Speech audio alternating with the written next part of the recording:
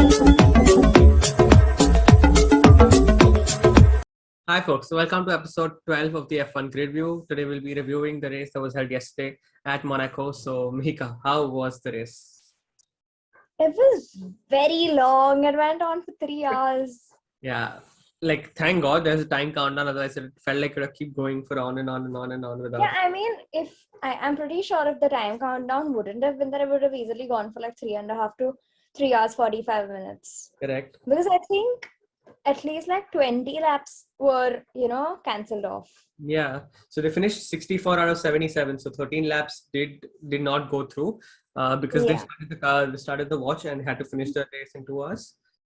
Yeah. Yeah, very uneventful. It didn't start off on time. They had various issues in the start, and then it was not interesting for the first 25-35 minutes or an hour. Yeah. But after the second red flag, when it just became clear that these were the places where they were at is where they would end. So the delay just kept reminding of Spa last year. Horrible. It was just like the race better not end in 3 laps. No. So they have rules for that now. So at least you don't get points unfairly, but still, they do need this is the race they want. So you can't mess this one up. Yeah, I mean, if you compare it to like other Monaco GPs, this was much better, I would say, because like Monaco GPs there are no overtakes as such. Yeah. The only overtake is the pit lane. We saw like 1-2 overtakes yesterday. Yeah, Gasly went through the field in his intermediate tires. When he switched from west to intermediate, he just took off and there was no there. So he had a lot of fun, but still ended up without any points. Yeah.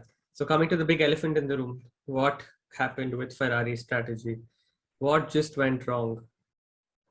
I think everything was just not in their favor. Yeah, they actually did very well with Carlos. Or no, Carlos himself did very well. They wanted to get him in earlier, but Carlos kept saying, no, he's directly going for dry tires. There is no intermittent. He's switching from wet. Yeah. And he kept himself out. And the second he decided to pit, they even said Leclerc should pit, and if they double stacked him. And Leclerc came into the pit lane and they said, stay out. But he was already there. Yeah. He was already that was what botched it up. But, if I feel like Carlos could have gotten his first win yesterday. Yeah. So both of them, Matteo Binotto, the Ferrari team principal, say that both of them were held back because of the slow Williams. Charles was held back with Latifi and Carlos was held back by Albon. And both of them couldn't get a nice in-lap and an out-lap respectively. And they kept staying behind the slower cars even though they were being blue flagged. So so I think that also played a big part. And the Red Bull were very good with their pit stops. They nailed it, and they were out in a second. And they also did double stack actually. I think nothing that Perez did yesterday went wrong. Yeah, he was nothing. He was so good yesterday. Checo was. So I'm very happy for him. The redemption from last week and being forced to team orders to give up his place to Max, and he just came out as the best driver of the day. So let's see how qualifying went through, Mihika. We will check our first stat where we have the qualifying. It's become kind of a habit for Charles to qualify at the top in his Grand Prix. We've seen this, that his qualifying, like his pole position to win ratio is not that great. Yeah. But at least he is like qualifying good. Correct. We will see that in our next slide, who does very well in qualifying with the qualifying stats. So Ferrari getting a 1-2, Perez coming third, and Max coming fourth. Max again disappointed by the red flag in the last lap. Last flying lap with less than a minute to go. Sergio lost control, the car slid in, and then Carlos saw the red flag, slowed down, but as he turned, he didn't know where Sergio was and crashed into Sergio. So that is something that prevented Max from improving his time. Lando's qualifying was really good. Yes, Lando was really good in his qualifying. Still not 100%, still not recovered, but his qualifying was genuine. It was much better than the previous few weeks that we've been seeing him. Yes. Russell did fantastically well to finish P6. Alpines were very strong with P7 and P10. Lewis Hamilton a P8. The happiest I was for Seb getting his car I or think a Bullock car to Q3. everyone, I think everyone was happy with Seb's results. Yeah, Seb is somebody who makes everybody happy. Seb is that Yeah. like just coming from his Red Bull days, being so bullish to his nice guy at Ferrari, and now the best person in the pit was amazing. So Esteban rounding up rounding up Q3. Yuki, Valtteri, Bottas, Magnussen, Ricardo, and Mick Schumacher were disqualified in Q2, and Alex, Gasly, Stroll, Latifi, and Zoe in Q1. Also, Lance and Gasly didn't get to improve their times because of Yuki's red flag, which is also very premature. I don't think that he needed a red flag. Just one of the marshals started waving the red flag and that's the session. I don't think it needed a red flag as such. Yeah, but then they said, right? Because if one person shows the red flag, they have to red flag the whole thing. Correct. But I didn't think it was really needed. But yeah. Your takeaways from the rest of the results in qualifying, Mika? I just wanted Daniel in Q1. Yeah. He does own the streets, no? But I don't think he's being on top of this car also. I think the two practices on the first day were pretty good. Yeah. After his crash, I think his performance decreased. Correct. I don't think he must have played into his head a little bit. He must be driving a little more carefully. But the car definitely had pace. We saw Lando drive the hell out of that car. So the car definitely had some pace. So yeah. But other than that, so it was surprising to see Bottas in not in Q1 because he's been doing pretty good in his. And everybody said in Imola, whoever was very quick in Q3 would do really well in qualifying in Monaco, which Valtteri was the fastest and Joe was third. So that Alpha really did have pace. But yeah, it couldn't really they couldn't really convert it to the qualifyings. So if we were giving out rankings or points just on base of qualifying, this is how this would look. With Charles being number 1 at 161, like Mika said, he's doing exceedingly well in qualifying, but he's not been able to convert that into race points where it actually matters. These are just points we're giving out or we're just tallying, but it's not actually, they don't matter anywhere as such. There's a big gap between Charles and Perez also. So 161 to 95, where in the championship points, there's not that much of a gap. It's only 6 points, but it's almost 70 points and in qualifying. So, I mean, that's pretty interesting. Something else that really, Gasly is been really outperformed by. We thought he was getting outperformed by Yuki, but that's not really the case here. Gasly's got 9 and Yuki's got 2. So Gasly is doing well in qualifying. It's just the race results are not coming his way. And you see Lando exceedingly driving the hell out of that car, like I said, but Daniel's only at 16 while Lando's at 41. And your Lewis has been better than George. I don't get that. I had to recheck this, but Lewis is genuinely doing better than Russell in qualifying, but then Russell has the race pace. Yeah, I mean, Russell I feel it's like how Hamburg, what used to happen. Since beginning of the year, Russell, wherever he is, he'll just reach in the first 6 and get a position. First 5, he's not even come down to 6, first 5. I think 6. He did? Okay. I think once, I'm not sure. Yes, that's. But whatever, first 5 or 6. So it's just showing how much better, before he used to be Mr. Saturday, now he is, much better in the races. Yeah, that's true. So let's see how the race ended. As we said, we told you how Ferrari botched up Charles. Coming down from pole to P4 is almost as good as losing this. That's not getting you out of the bet, but it's just very sad. I mean, the Monaco curse is real. It doesn't get worse for him. This is real. I'm not getting out of but at least we got points. Almost we did get points. That is very important for his championship, not crashing the car. Whereas, I mean, whatever we talk about him feels less because he's been fantastic. And the news in the paddock is that he has signed a contract for next year. Which will be fun. which will be really fun. But that is something that if I was a Red Bull junior driver, I would really be worried because Max is not going anywhere. Checo still has another full 5 years. And if Checo keeps performing at this kind of a level, I don't see anybody from the junior teams or even Gasly or Yuki progressing to the actual Red Bull team till even the next 4 years, till 2023 or 2026 or 27 at that point. So if I was a Red Bull junior driver, I would really be worried with how good Perez is doing. That would be the case, but like I feel that I don't think these guys like Gasly and all have that in mind, at least at this point. I'm sure Maybe like, in the back of the head, he is thinking he's been in this team for the last 2.5 years. He did get a shot at this at the Red Bull team, but didn't do well. Maybe he could be looking outside the Red Bull junior drivers thing. Maybe at a McLaren when Ricardo steps away from McLaren. Something like that. Very much possible, I feel. Yeah, but if I was correct, but if I was somebody like a Yuri Vips or a Jehan Daruwala, somebody who was still driving in F2, looking for a seat in F1, possibly with my own junior driver team, which is Red Bull, I really don't see that happening with how good Perez has been. And if he's signed another contract, that means they're really keen to keep him for a few years.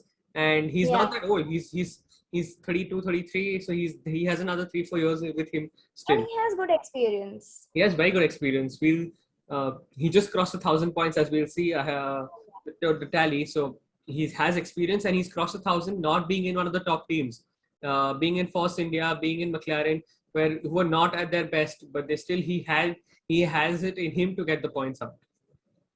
So yeah, take it away, Mihika. Round us up to our finish. What do you think about the Haas crashes? I don't know what happened to Magnussen. I don't think anybody knows what happened to him. They didn't show him on the TV. So I'll tell you what happened for me. Like I saw the car split into two. I just thought it was two different cars. I didn't think it split into two. And I really just suddenly saw Magnussen. I'm like, how did he get out of the car so quickly? I thought the Haas crashed with each other because of the way it looked, both the car facing outward. Yeah. And then I realized that Magnussen had already finished and he DNF'd. And there was only Mick who was driving, and Mick crashed his car and it came out in two parts. And Gunther made a very interesting statement. He's saying that, yeah, that was really scary. Gunther made a very important statement, I thought. He said he will have to see how Schumacher keeps fitting into this team. If his crashes are so expensive for Haas with being such a small team and a budget constraint, I don't think they have upwards of $1 million in every race to fix a car, because it's already been 2 out of 7 races that they have. A team like Haas, who barely manages their budgets with, the car or with the upgrading. With having the sponsorship of Urakali last year and not having that this year. So exactly. So that gets very tricky. Yeah.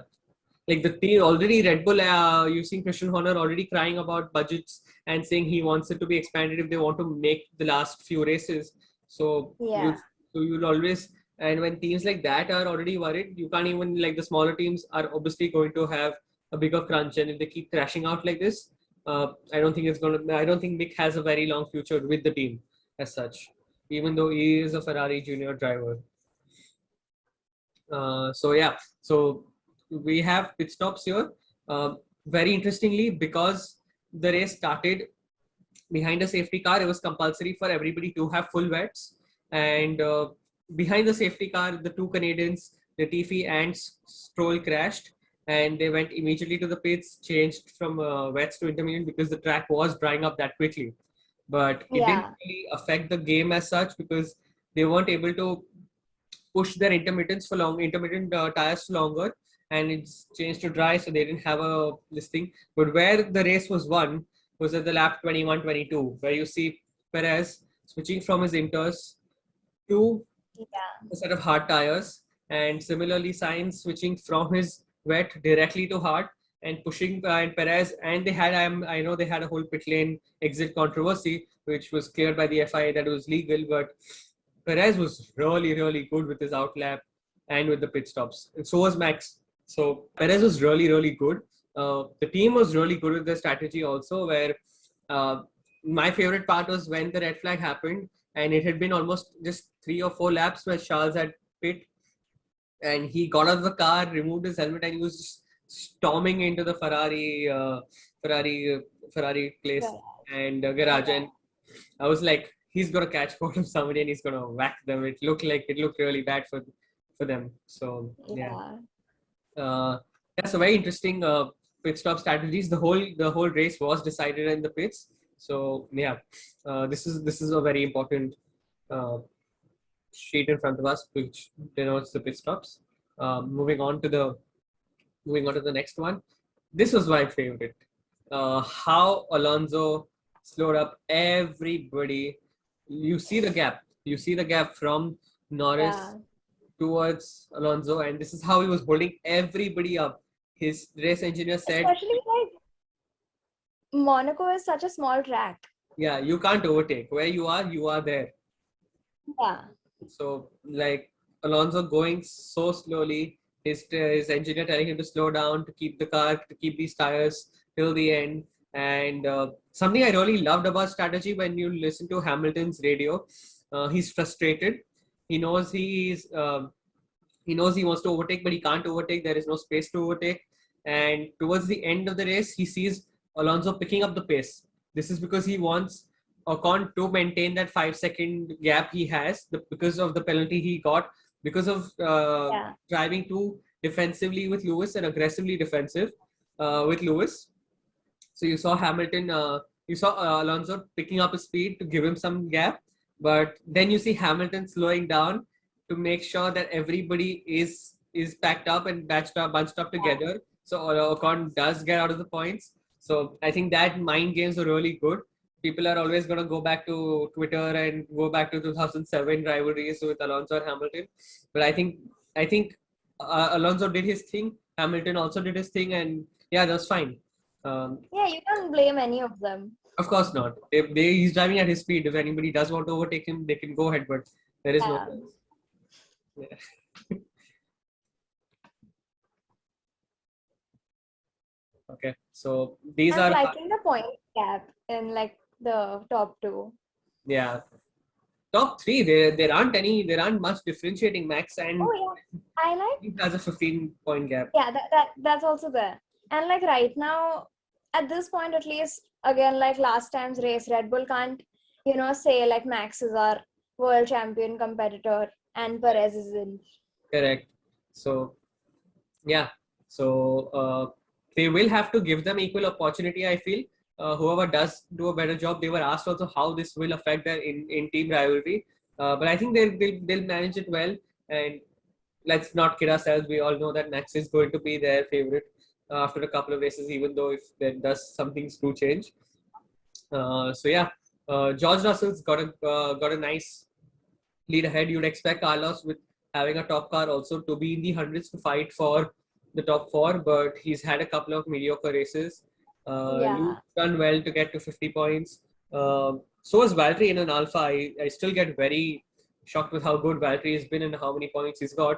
And there's a serious lack of points for Ricardo and for Yuki. But Yuki hasn't had the car. So you see Gasly also struggling. So yeah, the odd one out there is Ricardo, who's not been hitting the marks, and I think this is his first batch of 4 races where he's not scored a point since Malaysia in 2015 or 16. So yeah, he really needs to step up the game.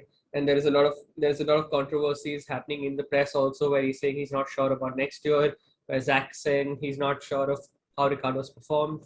So yeah.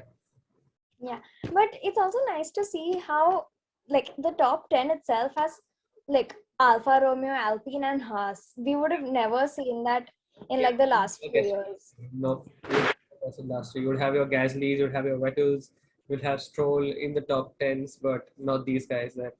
So definitely not. Out the constructors points table. Red Bull has now got a decent gap with both their drivers performing to the max and pushing the cars. Ferrari's not had that. They've had Carlos having issues or Charles having issues. Yeah. It's either of them. We haven't seen Mercedes in the last 6 years language down to P3 and have this bigger gap, like 100-point gap from the somebody at the top of the constructors. So who would have imagined? Yeah, I was watching Martin Brundle's grid walk, and Martin goes, "I haven't seen you in a while." When he reaches Toto, so Toto goes, "Oh yeah, you always stick around with the top teams," and that just hurt a little bit because Toto does consider himself to be the midfield team now, not be the top team. So yeah, Yeah. McLaren's done well to get themselves to They P4. just accepted it in like the first few races itself. Yeah, Ferrari and the Red Bull seemed very strong. They were Yeah. porpoising a lot, so they knew that they would have to give up some speed to slow that down also. So yeah, McLaren's done very well considering they have only one driver performing for them, who's also sick. So kudos to them for that. Alfa Romeo too, with Valtteri giving out a bunch of the points. So yeah, this is how constructors table looks at the end of the Monaco Grand Prix. So this is a very interesting table that we're seeing ahead of us. So Checo did something and got himself in the history books this week, Mihika. Yeah, let us know what. Okay, so Perez has finally scored 1,000 points and above in Wow. his total race career, which brings him like to the top 13th driver, which you can see over here. Pretty And cool. his average points per race is like 4.57, which is decent, I would Yeah, say. which is decently But very good. Uh, yeah, so another just of fact for new fans who are new to F1, if you don't see the greats here, you don't see the Ayrton Senna's here, you don't see Michael Schumacher's here. Pre 2005, the points that were given. Michael Schumacher's here, Yeah, but Michael Senna Schumacher is is in like the 15 to 20th spot. correct. So these points have been adjusted as per the latest points. So this is how they would score if they were scoring those 25, 19. How we see what the first, second, third get. So this is how it's been scored. So yeah, Lewis Hamilton definitely at the top. Sebastian, after having a few mediocre years, still has a very high points per GP, as almost as good as Max Verstappen. So Yeah. shows you how dominant he was in his 4 years at Red Bull. Those golden 4 years, they were really, really, really strong for Seb. Yeah. Alonso, followed by Seb, followed by Kimi, and then Bottas, Bottas is also Max. very high up there. He's at Yeah. 9.7. I mean, he did pretty good in like the past few years at Mercedes, right? Yeah, he had and did used to score particularly well with the Williams also. At that time, the Yeah. Williams was a proper midfield team, not team in the bottom two or bottom three. Yeah. Yeah, Right. that's actually pretty good for him too. So yeah, closing out for the Monaco Grand Prix, we are at a final segment. Um, let's let's go. So we start from the bottom. From the usual, we rank the drivers on the basis of the entire weekend. That is Friday, Saturday, and Sunday. We grade them from 0 to 10. And yeah, Kevin Magnussen qualified in Q2. Very mediocre. 4.55-ish. Yeah, I think a 3. I don't even think that high. We didn't even see I, why. I mean, Yeah, it yeah, was a not water more. pressure issue, because of which he DNF, but still. Yeah. So yeah. Mick got himself into Q3. No, Q2. No, Q2. yeah, sorry, Q2. So I guess a 4.5. Yeah, I agree. Alex Uh, also 4.5. he wasn't there in Q1. He wasn't there in Q2. No, so a So 3. 3.5. Yeah. Yeah, I think all of them, like even Yuki, Joe, Nicholas, Latifi, and a Stroll, Yeah. not having anything to show for themselves. I think a 3.5 is where we stopped that at. Daniel Ricciardo. I think again 3.5, 4. He didn't have that great a weekend, I would say. Like other than his first two practices, he Yeah. wasn't doing that great. He qualified in Q2, but then couldn't manage to get into Q3. So 3.54, 4.5, not more than that. Correct. Yeah. So Ocon. I think a 4.5, 5. Yeah. 4. Yeah. Esteban Ocon. did start at P10, finished P12 because of his 5 second penalty and everybody being so closed up. He was in the points at the end of the race. Yeah. But after the I 5 think seconds. a 6. Yeah, I think a 6. He defended very Yeah. well against Lewis. There were a couple of moves that were questionable for because of which he did get a penalty. But I think he generally did defend really well with Lewis also. So yeah. Gasly. Gasly did really well to get in the points from 17. He had his lap red flag because of Yuki crashing, and from coming from 17 to finishing 11 just out of the points. I think a solid 7 or a 6.5. Yeah, I think same 6.5, 7ish. Valtteri also P12 to P9. Vettel. Sorry, Vettel. I think I'm just gonna give him a 7 for coming into Q1, Q3. Yeah. So yeah, he's getting a 7. Very nice. I'll stick with that. Valtteri P12 to P9. That's I think a 6.5 because he wasn't there in Q3. Yeah. Yeah. Hamilton did not make much of a difference. Yeah. So, but he had a mediocre race. He didn't have the space to push for it, even though his car had more pace clearly. 6.57. 6.7. Fernando also very similar, but he did well bunching up everybody and just slowing everybody down. For that, I think 7 is what we can give him. Lando did really well in qualifying, and he did really well in the race. He did set the fastest lap also towards the end of the race. He was solid 7.5. 7.5. Yeah.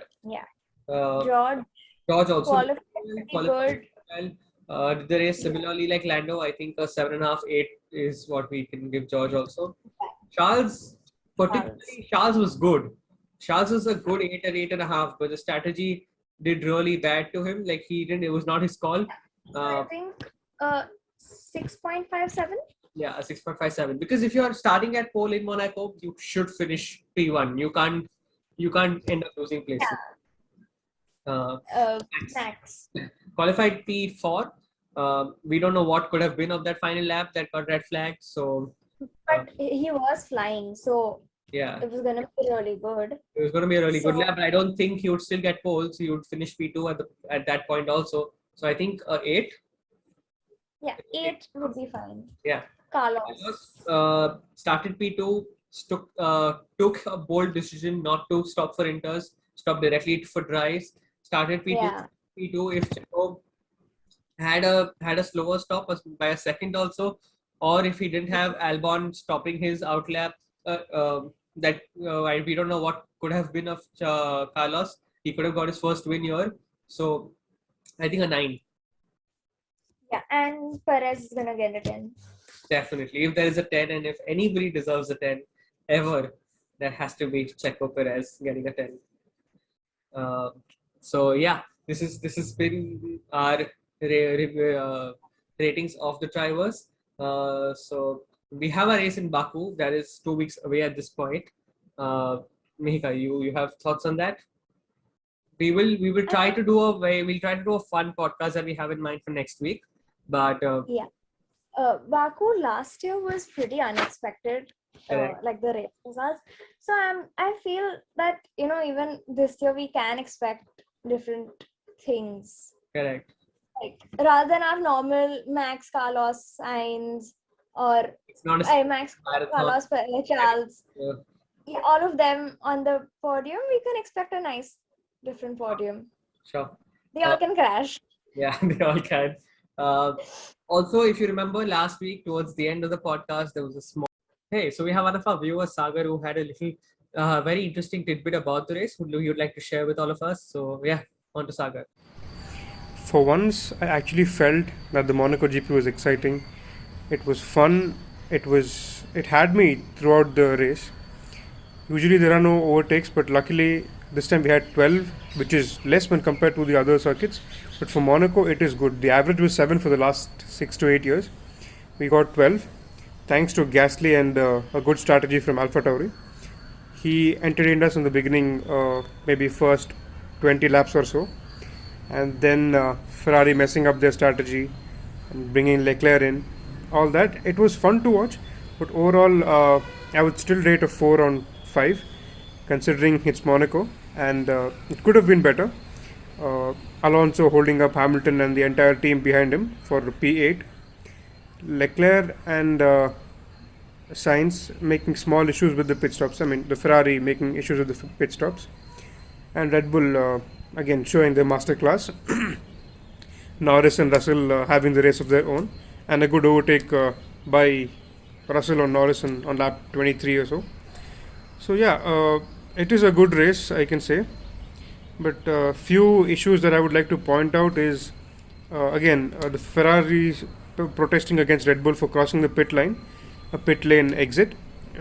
I feel it was not right by the FIA to do so, because there is a rule that says if you cross the pit entry or pit exit lane, you're supposed to be penalized. Because we saw Alpha Tauri's Tsunoda penalized twice in the same race in Austria last year, and he did get a couple of penalty points as well on his super license. So they were pretty hard on him. And considering both the Red Bulls did cross the line, be it by a small inch or a small margin, the rule is to be followed, and so both had to be penalized. And also, as soon as Verstappen came out of the pits, he kind of weaved a little too much for Leclerc, which is again, I mean, I'm not saying it's wrong, because he obviously has to defend his position, but it's kind of unsportsmanlike to do that, considering he's a defending champion. He shouldn't be doing things like that. Apart from that, overall, yeah, I like the race and looking forward to more excitement in Baku. That's 2 weeks from now. All bet made.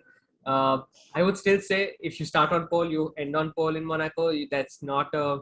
But I did read statistics that whenever it has rained in Monaco, P3 has resulted in a win. Oh wow! Like at least the past 3 times. So I think that's not even the issue. And the bet was whether he crashed or DNF'd. So Okay. I think you still have to. You had to go to hold on. public and say congratulations, Charles. And With the board. okay then. Yeah. Does this work?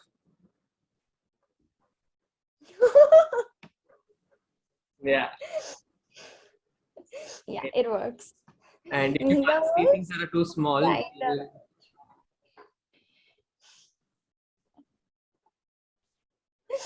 I'm loving this. yeah. Also, this is going to become a very regular thing, so you have to get ready for your poll predictions and doing this as well, because Yeah, this is. I would love it. Yeah, I'm sure you would. Yeah. Yeah. So you'll see that on our social media pages also very soon. And yeah, that's it for this week's episode. We'll catch you next week where we will also preview or do a historical recap of what happened in Baku in the previous years. So yeah, see you guys later. Bye-bye. Bye. Good night.